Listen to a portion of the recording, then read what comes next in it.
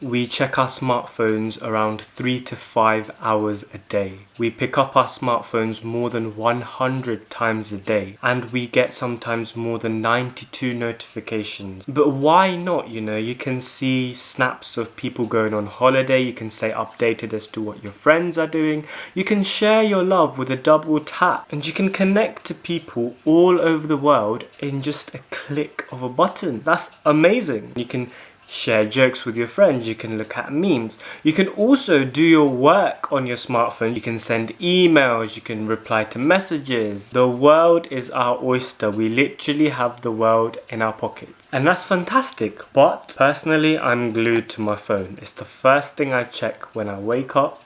It's the last thing I check before I go to bed. I have even tried putting my phone away, but then, food doesn't hide the moustache, as a Nepalese saying. Oh, the English equivalent, when there's a will, there's a way. I don't give as much attention to anything else as I do the thing in my pocket. And it's affecting our well-being more than we ever know. But wait, this video is not going to be about how you should stop using your phones or whatever. You can continue using your phones as much as you want. And I'm not saying phones are bad. This technology is great. But we need to understand the effect it has on us, and we need to be able to control it properly. We need to master it, not let it master us. Basically, anything that, we receive from our phones that's positive, maybe a good news or a good message or an email that you've been expecting, or a friend texts you, or someone calls you that you haven't heard from for a long time, you get a little hit of dopamine in your brain. And that's part of the brain's natural reward system. It makes us feel happy. And obviously that's good. We want to feel happy, right? But if we keep getting this over and over and over again, we become sensitized to it. And actually, something that used to make us happy may not actually cause happiness. Or we may need more of the stimulus to actually make us feel happy. And our brains and our minds didn't actually evolve to be rewarded by this way, because, our ancestors, they had to hunt for food. Now I can go down to Tesco's in 10 minutes. Even our parents did not have Google, and they had to actually use encyclopedias to look for information or to do their essay. Can you even imagine not having Google? If you're feeling lazy, you can literally order food right from your phone. But as I say, our brains weren't wired to work that way. And on top of this, if you're already feeling stressed and overworked or burnt out, then this can all be so overwhelming, and you may get in a position where you don't know what to do and your life just seems out of control. Doing this can literally change all of that.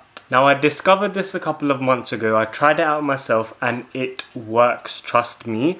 Even if you think it may not work for you, just give it a go and you might be amazed. And I'm not saying it's definitely going to work for you, but why not give it a go? And it's called a dopamine fast. Essentially, a dopamine fast is a day where you just completely starve yourself from any unnatural sources of dopamine as much as possible. In other words, it's a day where you literally do nothing. You might be thinking, why and how is this going to help? But think about it. With our bodies, we sleep to give our bodies a rest. We're not doing much with our bodies while we're sleeping. We might be twisting and turning here and there, but you're giving your body a rest. When's the last time you've done that to your mind? We never give our minds a rest. We're always, overworking ourselves, or we're thinking we didn't do this, or we're trying to do this.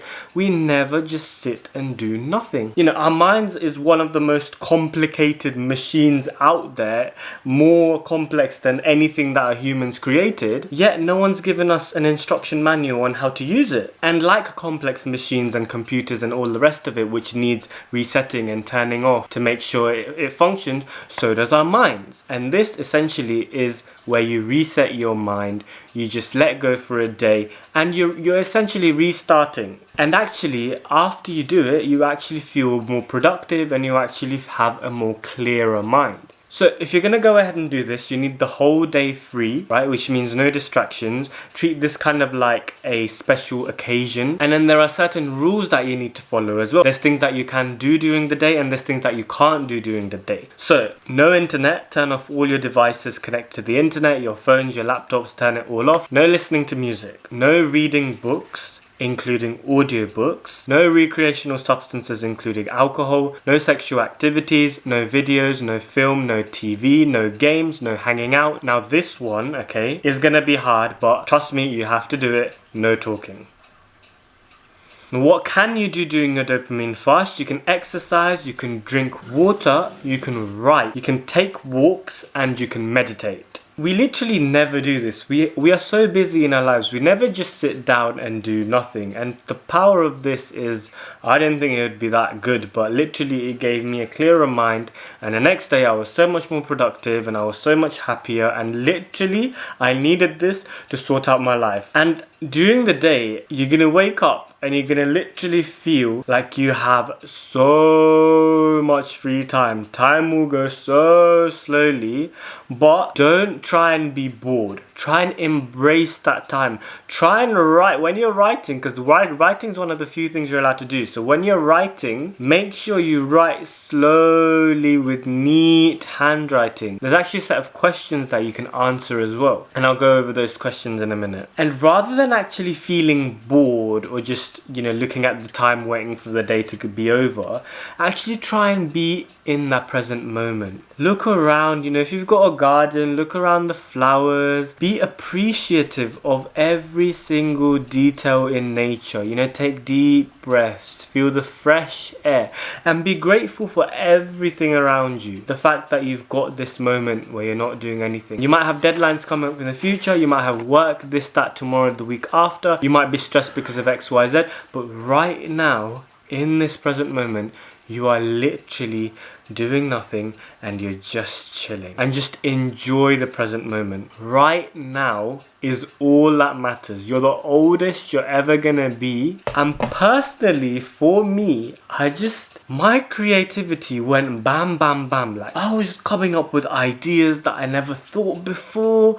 It was amazing, I'm telling you. And then all your thoughts as well, absolutely everything. Get a piece of paper, write them all down. Every single thought you have, exhaust your mind of everything you're thinking about. And I'm telling you, everything, because once you've done that, you'll have no more thoughts left. Okay, once you've written down on a piece of paper and acknowledged your thoughts, acknowledged everything that's stressing you, everything that's on your mind, everything you need to do, everything you're worried about, everything that's on your mind, if you write it all out, there'll be nothing else left in your mind. And then in that state, your mind will just be in complete, utter presence of the current moment, and it will just feel amazing. You just have an empty mind and you'll just be wondering and sitting there, and it'll be amazing. I'm telling you, it will be amazing. So as I said, there are a few questions that you can actually answer, and I'm going to go over some of those questions right now. And when you're writing, make sure you write completely slowly, very nice handwriting. You've got all the time in the world. Write completely slowly,